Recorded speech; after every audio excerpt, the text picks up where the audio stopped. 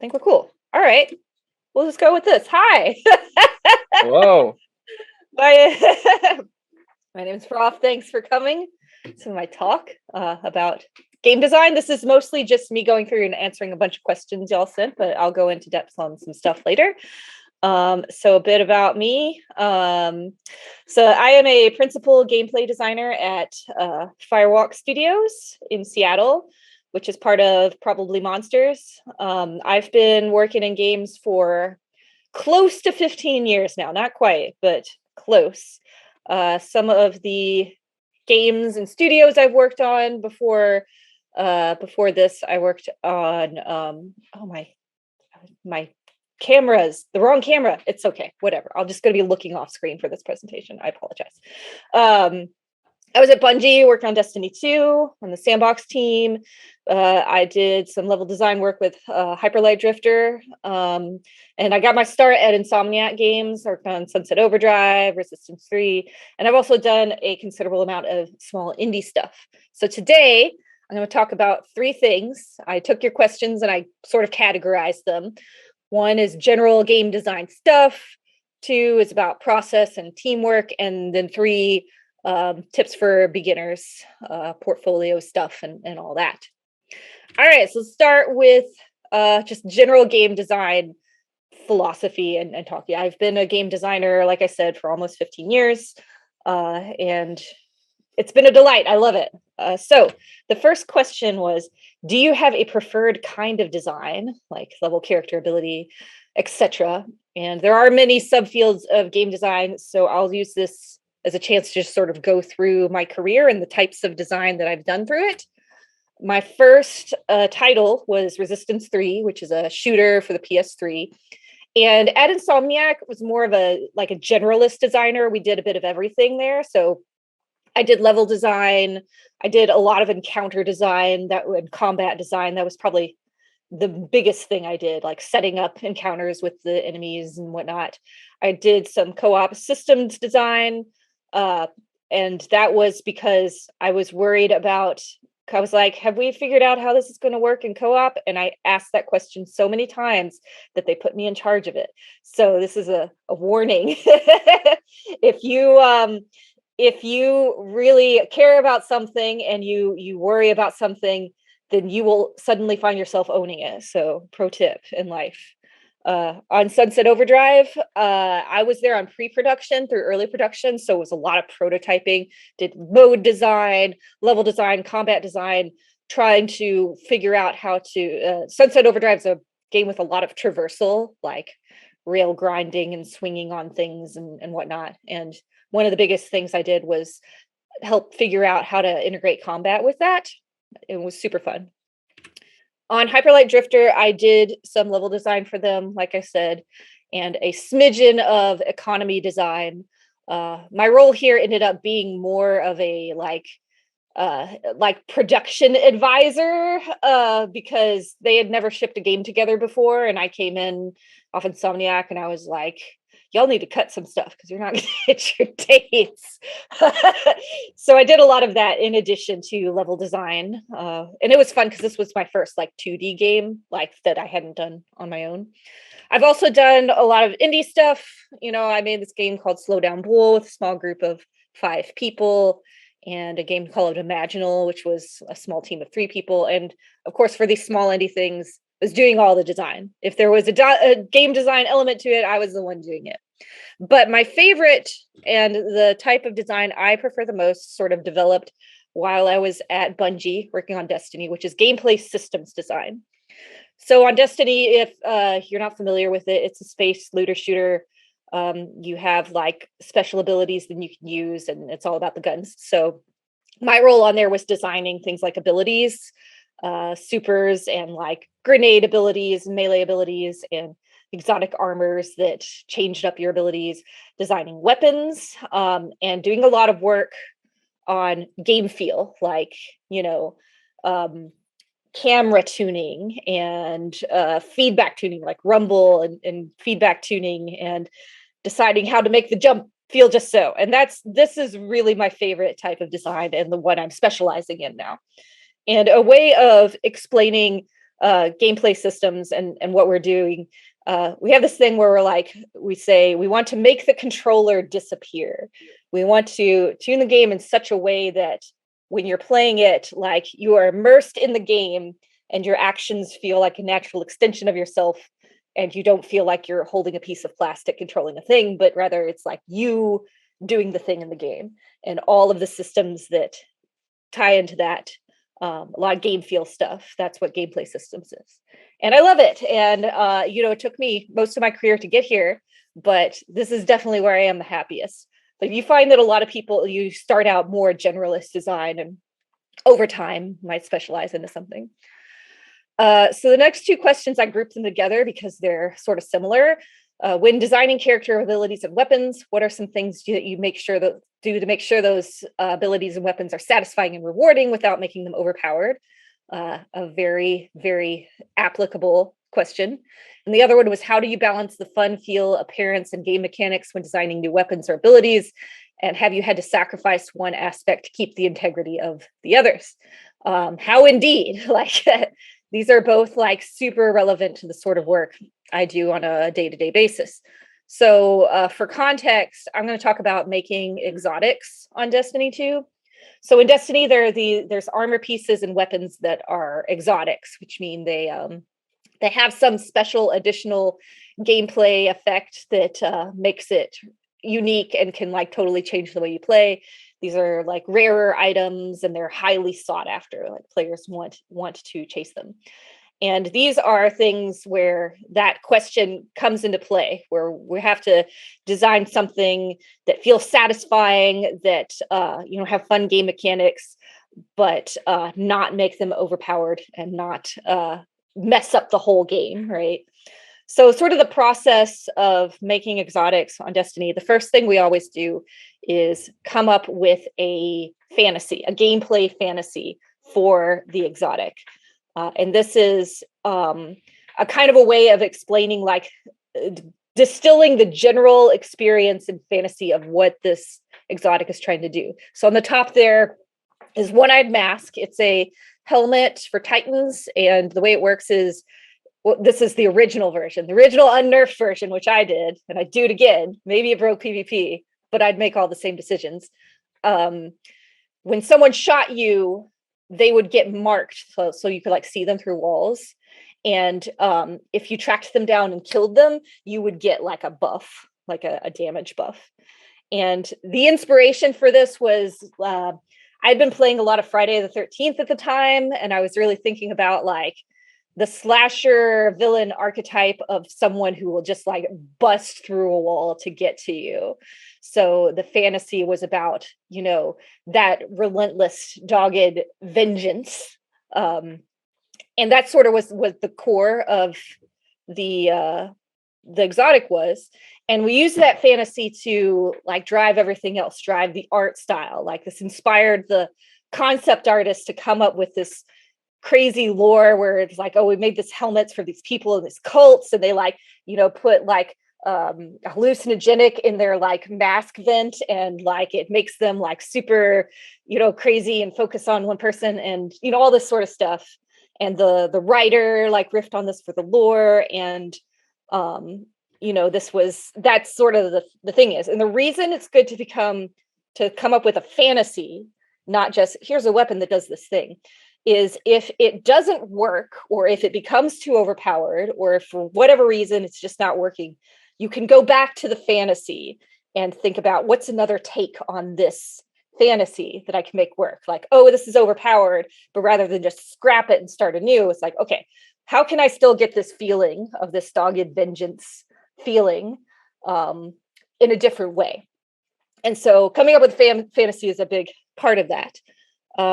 The other way you can sort of like balance and keep it in check is deciding who it is for, like who is the audience for this exotic, because people of many different player motivations play Destiny, and it's easier to like pick a slice of them and make an exotic for them that's focused on them than try to make something that'll please everyone. So like some people, they want the thing that's going to make them the optimal PvPer. Some people don't really care about like, how powerful it is. They just want something fun with a lot of spectacle, and you'll see like when exotic rankings come out, if a new exotic, it's like, oh, this one, it's worthless. It doesn't, it's not as powerful, this and that. But it's okay because the exotic's not for that person. It's for the person over there that just like wants to make, big, big, exciting like things for themselves. And there's some exotics which are like complicated, that have like all these like cause and effects aspects to them. Some exotics are just like, put it on, it'll make you better. You don't have to do anything. And that can help, make something that it keeps you from making like overpowered exotics one after the other. The other thing is, this is the hardest thing about working on Destiny, considering the overall exotic ecosystem. Because the thing about Destiny is once you put an exotic in the game, it is there forever. And it's a live game. So whenever you make an exotic, you have to consider all the exotics that are already in the game. So you don't make something that stomps another one, and you don't want to make something so overpowered that you hurt your ability to make new exotics like 6 months from now, because you made this one that was super OP and like, oh God, now how do we make a new exotic that competes? And then for the last thing of making sure it doesn't break the game or is balanced, is just playtesting. Like once we get a prototype in, just playtest, see how it affects the overall ecosystem, see how it, plays with the other exotics. It's just playtesting constantly. Every studio I've worked at, we have playtested the game every single day, at least once, sometimes twice a day. So you get a lot of that in. All right, next question. I sort of grouped these two because I think this is an interesting look at a common misconception in game design. So one was game design, in short, is the process of creating and developing an idea. What inspires you to come up with an original idea? And the other was, how often are your ideas implemented in the game? How does a typical idea progress through a development? And I think this is a thing that is important to clarify, is that game design is not about coming up with and developing ideas. Game design is about solving problems, which of course, that's, you have to come up with ideas to solve problems, but every person who works in games has to come up with ideas to do their thing. So I like to redirect the focus from ideas and more on problem solving. Because when you're making something in a game, you're doing it with a purpose. Like when I was on Destiny making exotics, I wasn't just, oh, this would be a cool idea, let's do it. It was, what are some of the gaps in our gameplay that, we're missing something? Or, when was the last time like we made a Titan helmet? Or, what is sort of the theme of the upcoming season, and what are some ideas of exotics that might riff on that theme? Or, things like that. So it's always about trying to solve an existing problem in the game. And as far as, how does it progress through development? Again, it's about what problems show up that need to solve. Like I made an ability that the reason I made this ability was we're trying to give this theme to this character, and I was thinking of abilities that satisfy that fantasy, and that's where it comes from. It isn't just like coming up with an original idea. Actually, originality isn't that important. It's more like what best solves the problem, and sometimes, and often, working under those constraints is where you get original ideas. And again, so for me, the inspiration is all about the problems I have to solve. And that's where that comes from. Next question. Are there any bits of design theory you'd like to share? So I'm going to share these slides, so don't worry about like trying to write all this down, and I'll dump links in the Discord. But here's some books I think you should read. Art of Game Design, A Book of Lenses by Jesse Schell. Game Feel is an excellent book on that topic. If you're into level design, an architectural approach to level design is really good. And then if you want to learn more about just like the overall production process, A Playful Production Process by Richard Lamartian is really good. Here's a collection of talks that I think are excellent design talks. And again, I will drop these in the Discord and you can have access to the slides. These are like explore some of my favorite bits of design theory. Magic the Gathering 20 Years, 20 Lessons is a particularly good like overall view. It's basically a guy talking about 20 design lessons that he learned over his years working on Magic the Gathering. And there's some really good insights in there, especially for beginners. Some of these others are about like player motivation. So one of them's mine because I just like to talk a lot about level design, gameplay design, and advanced game feel is a really good talk about the sort of gameplay systems work, which is the sort of work I do. So there's many good talks, but this was just like, here's a smattering that came to my mind that I would love everyone to watch. All right, so now we're going to jump on to talking about process and teamwork stuff. So these are the questions that sort of came out in that category. This one asks, when working on a game, is your work as a designer always needed throughout the duration of development? Or is there a certain point where you're no longer needed because everything has been designed and now the rest of the team just needs to build the game? That second part never happens. That's not how game design works. There is never a handoff where you're like, we're done designing the game, go build it. Design is involved heavily in all the stages of a project. And pre-production, there's a lot of like ground building, prototyping, coming up with what the game is. Production design is you're implementing stuff the whole time. You're the one building most of this stuff, like an engine. Building, the gameplay engineers will build tools for you that you use to build the content. And then in post or closing, you're fixing bugs, you're, making decisions last minute. In fact, they have to kick us out of the builds. There's a period at the very, very, very, very end where audio needs to mix the game and everyone's got to get out. So there's a point towards the end of production where you're like, you are not allowed to touch this game anymore. Go away. Audio needs to mix it. Stop touching it. So there is never a point where design is not involved in the game, for better or for worse. Getting kicked out of the build. That's the only case where there's a handoff or where design is not involved. I like this question a lot. As a game designer, what are some things that you do to help the other members of your team do their jobs? And what are some things that they can help you do or can help you to do yours? This is a good question because design and all of game development is so interdisciplinary. You're constantly working with other teams. So just thinking about it, sorry if you can hear my cat meowing. He's being annoying.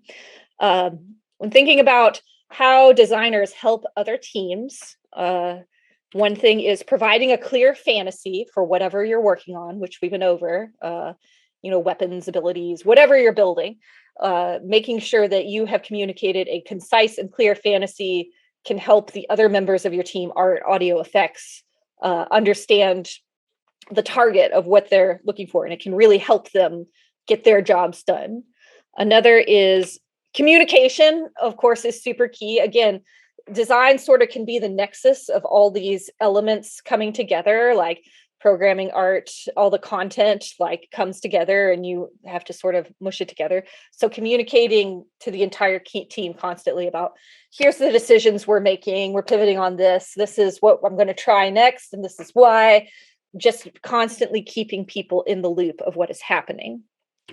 And this is part of communicating, but it's important enough to have its own bullet point, which is listening to the concerns of your team, listening to their ideas, listening to what might be problem points that are stirring up, listening to feedback. Just basically, you have to like absorb all this incoming knowledge. And the more you listen and acknowledge and sort of make it clear that you're listening to other teams, the more they become to trust you and the more they have buy-in. So it's important not only to listen, but to show other teams that you are listening all the time. So as far as how other teams help designers, one thing they can do is prioritize fast iteration. This is especially true for things like engineers, building tools, or like, effects people building templates or the pipeline for putting effects in the game, designers need to be able to iterate as fast as possible. So other teams like making their pipeline and tools so that it's easy for a designer to put something in and try it really fast really helps designers. The next thing is communicating constraints. Like I sort of mentioned earlier, design is all about solving problems, and constraints can create a creativity structure. So other departments communicating what their constraints are is really helpful, especially when it comes to stuff like, memory and performance, and like, oh, we can't, or we have to do this weird thing because of networking, or, we have to, our animation budget is kind of small because we don't have a huge team, so we can't rely overly heavily on animation, stuff like that. Communicating straight constraints up front can really help designers work within them. And then focusing on the gameplay problem. So a lot of times, like say you're an artist and you want to make this thing look as good and cool as possible. And that's sort of your personal drive. But it's really helpful to always make sure that whatever you're doing is solving a problem with gameplay. One example from Destiny was the Hard Surface team where they were making like weapon skins. And one of there's a gun that's like it's a solar gun. It's fire based. It shoots fire and stuff. It does stuff to solar abilities. And one of the artists was making a skin for it that was themed on this particular character that had purple in their theme. So he's like, oh, I'll make it purple. Like I'll make the effects on it purple to reflect this character. And it was like, well, now that problem is this looks like a void gun because we use purple in the game to communicate this is a void effect, and it's confusing because this is a solar gun, but it's confusing because it looks like void. So that's an example of, the artist was trying to solve this sort of story character problem, but we needed them to redirect more on the gameplay problem. We have a thing that content is communication. So whatever you're building needs to communicate about what is happening in the game and how the game works. So that's a helpful thing that other teams can do. All right, this question was anything about procedural generation, graphics, levels, stories, characters. So I've collected some resources. Again, I will drop these in the Discord and you'll have access to the slides, but this is a bunch of talk about all things Proc Gen, like GDC talks about level generation, algorithms. So there's some of them are talks, some of them are articles, one of them is a book. There's a lot of great stuff here that I won't go into individually, but I will make these resources available. So stay tuned. All right, so the next section is for beginners. This is stuff about portfolios and learning and all that stuff. These two questions sort of fit together. What tips do you have for staying motivated and confident as a beginner trying to learn game design, especially regarding working consistently to learn instead of taking breaks? And the second one, what kinds of projects do you recommend for practicing game design skills, especially for a beginner? So here's my recommendations for beginners. I think it's important to focus on completing games. When you make a game, it's important to get it through the entire pipeline. They don't have to be big games, but there is something you gain in the experience of taking something from start to finish that gives you a lot of important knowledge. So when you're making your personal projects and you're doing game jams or whatever, or if you're making a mod for something, really focus on getting it to completion, because that is a skill that you will need. I also suggest to isolate small problems to solve with your games. So if you're making a game, think about I want to learn more about, AI, or working with NPCs or making enemies. So then maybe do a small game that's only focused on that thing. For this game that I'm making, my goal is to learn about this thing.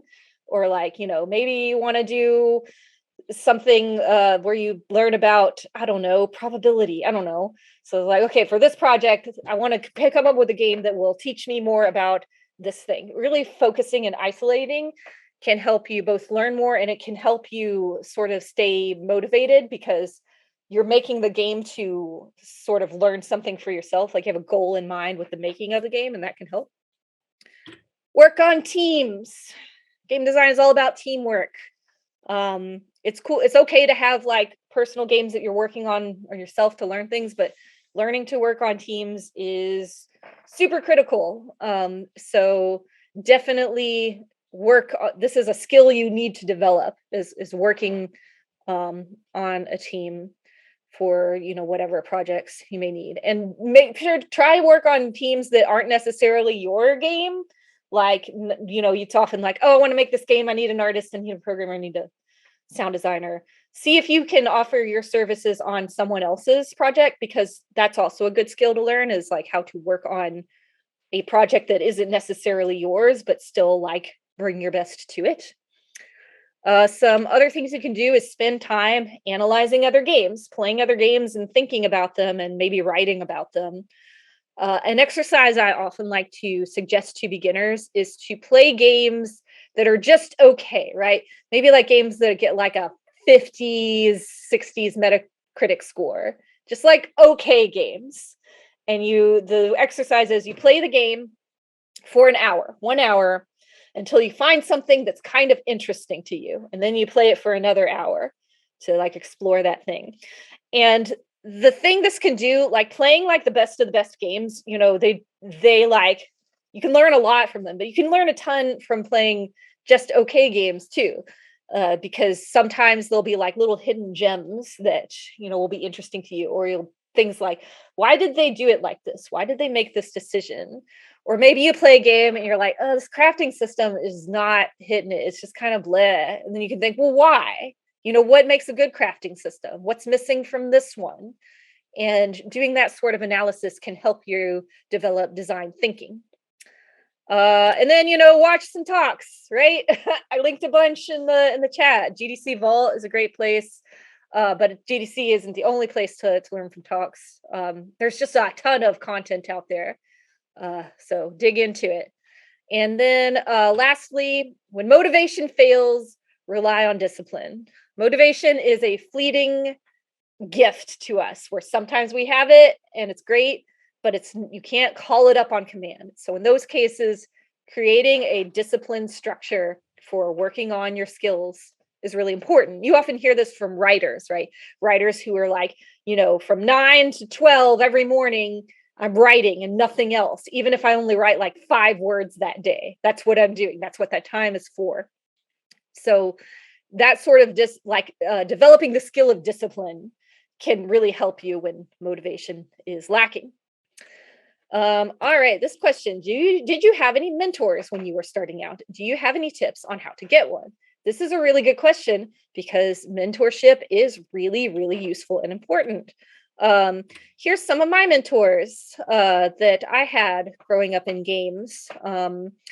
It's Jason Vandenberg, Tracy Kabita Brown, and Jesse Schell, who have all, become, they either started as friends and became mentors, or started as mentors and became close friends. And, I still convene with them a lot to this day, but and it's these people plus many others. Like there's many others, but these are the people that bring to mind as mentors who have helped me. So there's sort of 2 ways you can go about getting mentorship. There's the formal way and the informal way. For formal methods, look for like formal mentorship opportunities. IGDA has this. They have like a GDC Scholars program, or IGDA Scholars program, where you can get like scholarships to go to GDC, but they connect you, they like pair you with a mentor in the fields you're interested in. So this can be a good way to sort of like go the formal route. As far as getting into informal mentorships, this is about networking, right? This is about making friends in the industry, or getting involved in industry communities and seeking out mentorship there. Like, sometimes I've mentored someone because they're on Twitter and they're like, I really want a game design mentor. And I'm like, okay, I can do it. But this is way more about making connections in your community and being explicit, being like, I am looking for a mentor in this topic, because maybe, someone can't do it, but they're like, oh, I know someone who, would be good for that. So that's just getting involved, right? And it's important to say that I still have mentors. Mentorship is important through your whole career. And it can actually be more difficult the more experienced you get to find a mentor. But it's always valuable. It's just always valuable to have that perspective. So recommend. All right, here's the one you've all been waiting for: portfolio and job questions. Things for making portfolios: how to get an entry-level job, how did you get your first design internship, what experience helped you get the position. So I want to make something very clear. My answers to these questions about my experience are irrelevant, because I got into the games industry in 2007. My experience for how that happened does not apply to this day and age. Let's look at what was going on in games in 2007. Facebook games, that was the future of games, was Facebook games. The iPhone had just come out. Smartphones did not exist before this. Twitch did not exist in 2007. So I hope you can see that, like, when you're talking to sort of veteran game designers, they're not going to be able to give you good answers to this question. But don't worry, because I work with someone who is a junior designer. This is like her second job out of school. And so I asked her for tips, because she's got way more relevant experience to now. And I don't advise that. When you're asking stuff like, how to get a job, what about portfolio, look for people who've been in the industry for like 1 to 2 years and ask them how they did it, because my experience sure isn't relevant to you all. So I basically asked her, these questions. I passed the questions along, and here are her responses. So I'm going to go through these, and then we're going to look at her website together. All right. So this is just her list of tips for portfolio. The portfolio is key, and your portfolio can include lots of things. It can include school projects, personal projects, school projects that turned into personal projects. I recommend diversifying. Like, game jams are fine to include on portfolio as long as you have other long form projects too. But a lot of times students think that something doesn't count because of this or that. It's like, no, that counts as experience. That's game design experience. Put it in your portfolio. When you have group projects on your portfolio, specify your role. Not, that is misspelled. Whatever. Not role along the ground. Your role, like the job you did, and what parts you specifically worked on, and that can help people looking at your portfolio understand your impact. Videos and screenshots are essential. In some cases, showing process helps, like map blackouts, blockouts. I was writing this really late, apparently. Things like flowcharts, sort of annotated screenshots explaining what's happening. Having a playable game is helpful, because we want to see that you can do it from start to finish. But I'm going to be honest with you, I very rarely play them when I'm looking at portfolios, unless I'm like someone specifically asks me. I'm more trying to get a general feel for it. So your videos, your explanations of what you did are going to be really important in your portfolio. Write up your goals for your projects, what you learned, and your thoughts on the final project. So when you're showing off, here's the project I work on, don't just put up some screenshots and say what you did, but say what was sort of the goals you were trying to achieve on this project, and did you achieve them? What were some challenges with what you were doing? That sort of stuff can really help other designers sort of look at your thought process. And you can include game development adjacent projects, but they should be clearly separate from game design stuff, probably on a second page. Because, it's good to show you have depth and skill, you can do some modeling, you can write or whatever, but you don't want to distract from design work. If you're looking for a design job, the design work should be front and center.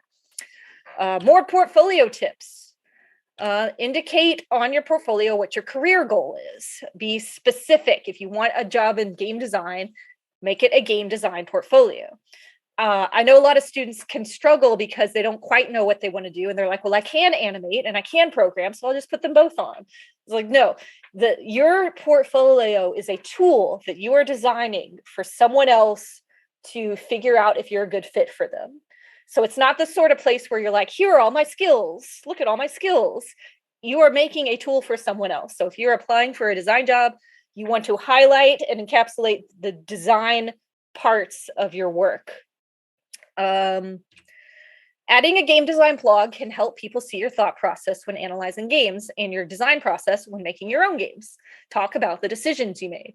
This was actually one of the biggest things that led us to hiring Carly. Was she had, she included a blog, and she had a lot of really thoughtful like design analysis on there. And this is true for more systems design stuff. Like for more content quest level design, it's easier to just like show like, here's the thing.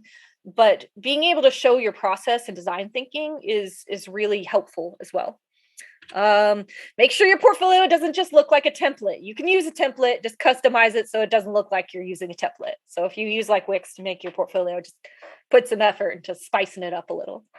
And then get professors and industry professionals to review it. This is another case where being involved in a games community can be super helpful, because you can have access to these people to get folks to look at it and give you feedback. All right, as far as getting an entry-level job, apply everywhere, but don't apply to senior or lead positions. Like, they say that thing where it's like, oh, if you don't have the qualifications, apply anyway. And that's true, except for senior and lead positions. Don't apply to those because that's just a waste of everyone's time. But if you see something that's like, 2 years experience, and you're like, oh, I don't have that, like apply anyway, because a lot of times you'll find that your personal projects can provide that sort of experience.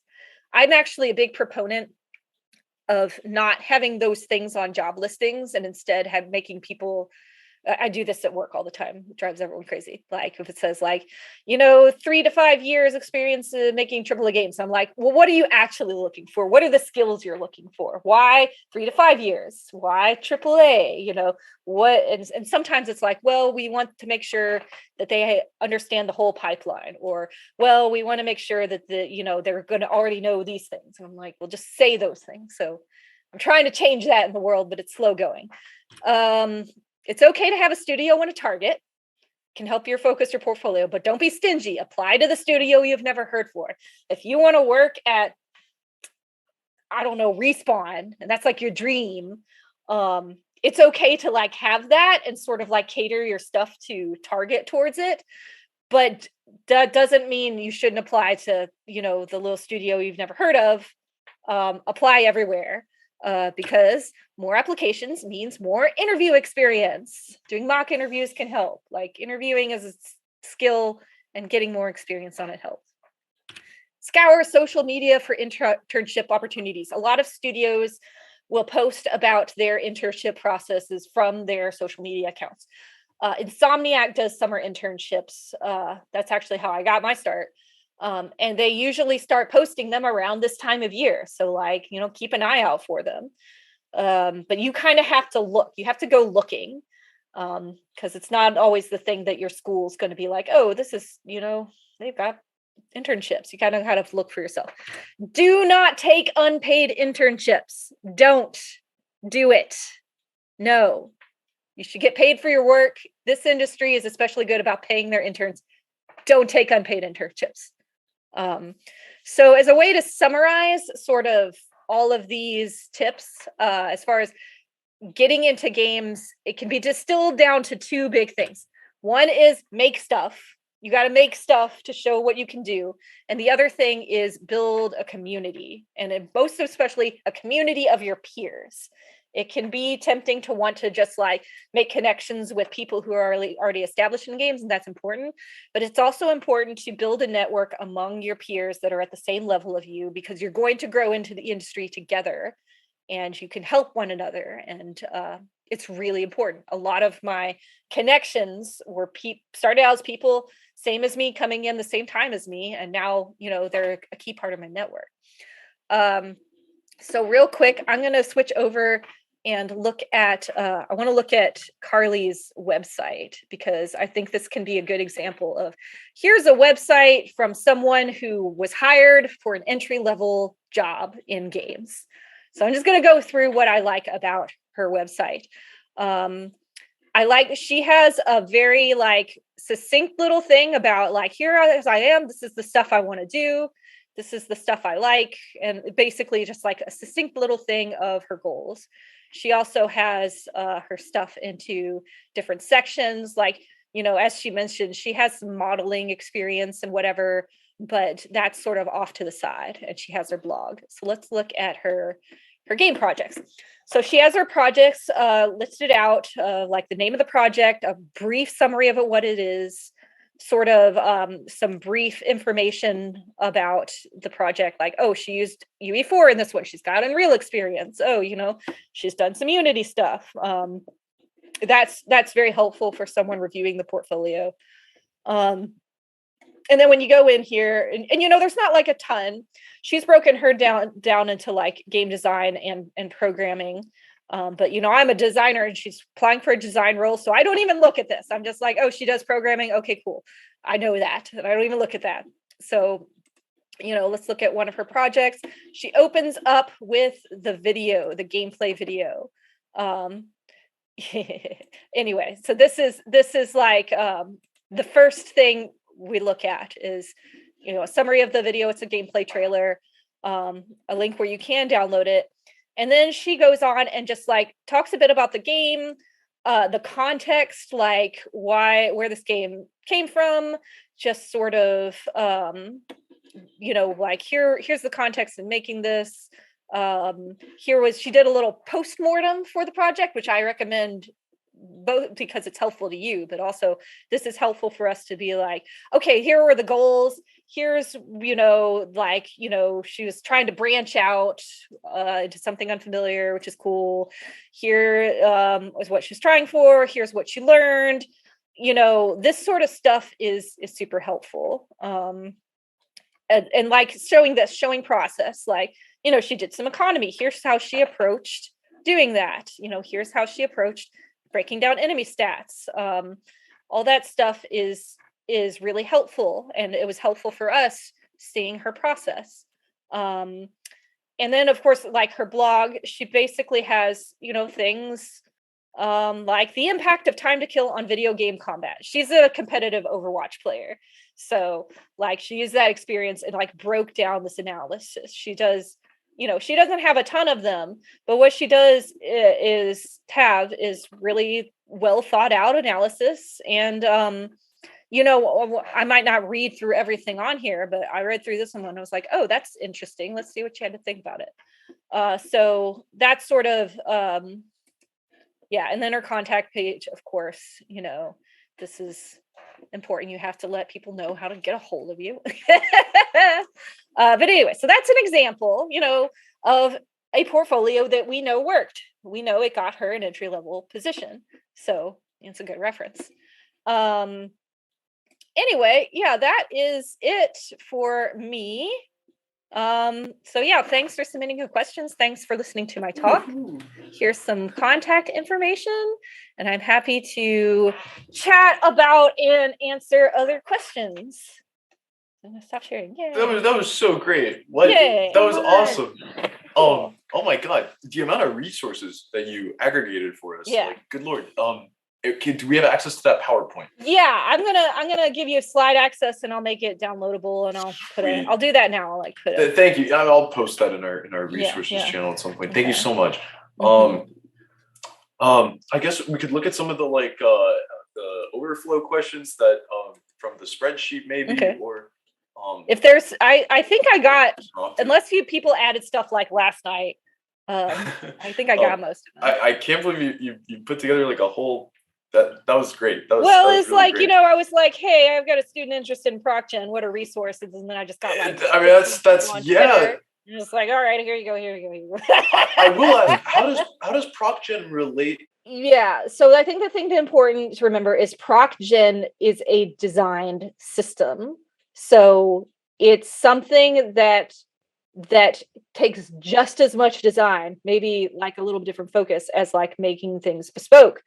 And sometimes you get people who are like, oh, we'll make a Proc Gen so that, we'll spend less time making stuff. But the time it takes you to make the system that will make good stuff takes just as long, if not longer, than making bespoke content. I think the key is Proc Gen a good fit for this game? I've seen some games that have done Proc Gen for like level design when it didn't really make sense for the game, and the result was like levels were really like samey and uninteresting because it wasn't the game was not built with like around the idea of Proc Gen. So it's a tool. Proc Gen is a tool, and yeah, editing Proc Gen is actually a place where I think a lot of people overlook. There's this program called Houdini, which is and on Sunset Overdrive, we had this guy Dave Santiago, who is like the Houdini guy. So much that I thought his last name was Houdini because people kept calling him like Dave Houdini to separate him from other Daves.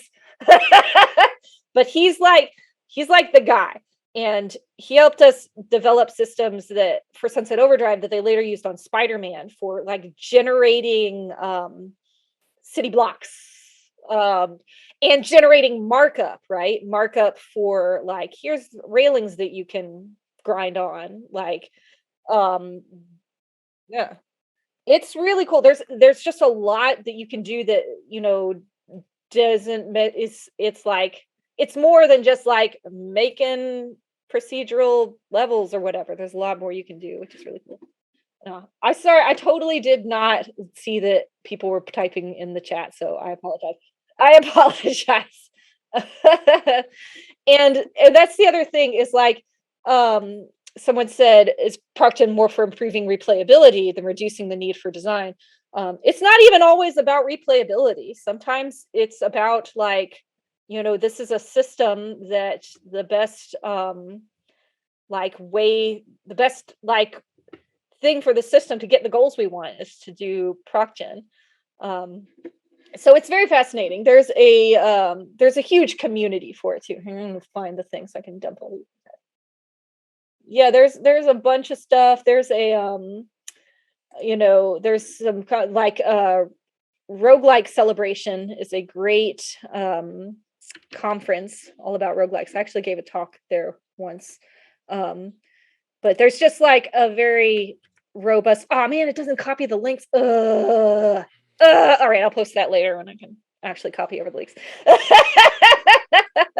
But the links to the slides are in the channel, so if you want to look at that.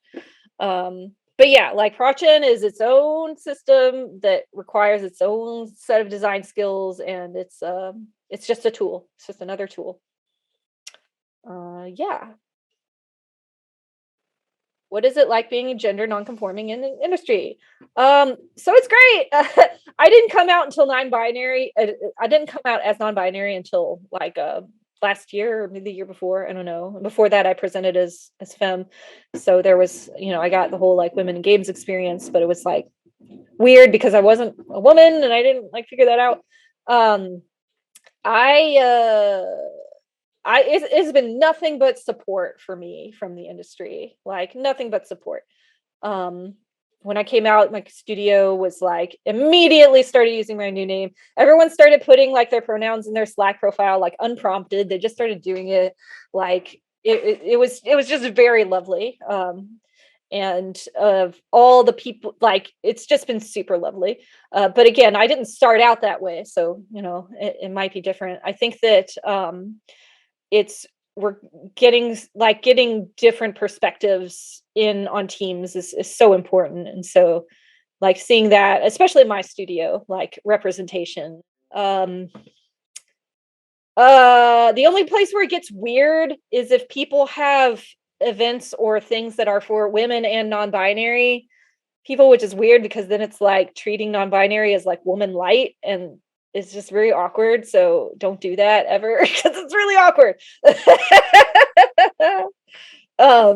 Comments on Proc Gen for stories. There's actually 2 talks in there about procedural generations for stories. So there's a lot. Sorry, I'm scrolling up. Would you be willing to review our portfolios? Maybe. I could definitely probably find people who would be willing to review your portfolios. Like, I'm notorious for being like, yeah, I'll play your game, and just like never doing it. All right, we got some more questions coming in. At what point do you scrap an idea built on top of the fantasy? This is fun. I can actually give an example of this. There's a exotic in Destiny called the Fifth Coyote. Shit, what is it? I forget the shipping names. It's the one for hunters that gives you an extra dodge. And the fantasy of this started out was like this sort of like, the fantasy was like a Ronin sort of samurai like warrior that just shakes off anything that was thrown at them. Very like rugged, very like, shook off whatever happened. And the original idea for that was getting a heal when you dodged. And that was sort of the manifestation of that that fantasy. But Vicarious Visions, who was working on one of the releases before ours, they made an exotic that was basically that. I was like, well, shit, I can't do that. So let's go back to the fantasy. How else can we like do this like, like rugged Ronin, shake off anything that comes at you? I was like, oh, well, maybe we can make the make like a reflect, like reflecting off bullets when you're in your what's it, super. But then the new super path for our hunters did that as like the super was all about like reflecting info. I was like, okay, shit, can't do that. Go back to the fantasy. And then we ended up on like a double dodge because it just the act of like being able to dodge more like fit the fantasy of being able to like avoid the violence. But a lot of it is just like gameplay stuff, like doing something like this just not is working, it's not fun, or it's really hard to balance. Something that we look out for a lot is if there's something where you make a change and it's overpowered, and you make a change and it's like useless, and those can be like very dangerous. You want to make something that has knobs that you can tune. So sometimes that'll be a reason to scrap it. A lot of times it's just gameplay reasons, like, oh, this isn't working, let's go back to the fantasy. And that's helpful because a lot of times once these things get going, like art's already going, they're already on the way. So you have to keep with the fantasy to make sure that the thing stays so coherent. So it can happen fast, like, oh, we just play tested this and it's garbage. Or it can happen like later, like, oh, I was planning on doing this, but this other thing came up and I can't do this anymore. Since you've helped make a lot of big title games, do you play the games you helped make? Yeah, I played while I was working on Destiny. I played a lot of Destiny. Like I played with friends, especially since it's a live game, so it's helpful to see what's going on in there. When I left Bungie, I was like, I need to take a break because Destiny is just exhausting. And my plan was to pick it back up with Witch Queen, but I haven't yet because Elden Ring came out and, this and that. Some games, it's really hard for me to go back and play them, especially the small personal games like I make, and then going back to play them, like, I can't do this. It's like watching yourself. Well, I don't mind watching myself give a talk, but for a lot of people, they like, oh, they can't listen to themselves sing, or the singer, but they hate hearing themselves sing or whatever. And it can be like that. Sixth Coyote. That's what I knew. There was some number because there were 6 coyote. Anyway, there's lore, whatever. Yeah, it just sort of depends on the game. I really do want to get back into Destiny because it's such a good game. It was just, the game is exhausting to work on. It's just a hard game to make. So I was like, I need some rest. Now I probably should wrap it up because I have things on my calendar that are beeping at me, but this was super lovely. And again, I'll copy a bunch of those links into the resources section of your Discord. And yeah, have fun. Good luck.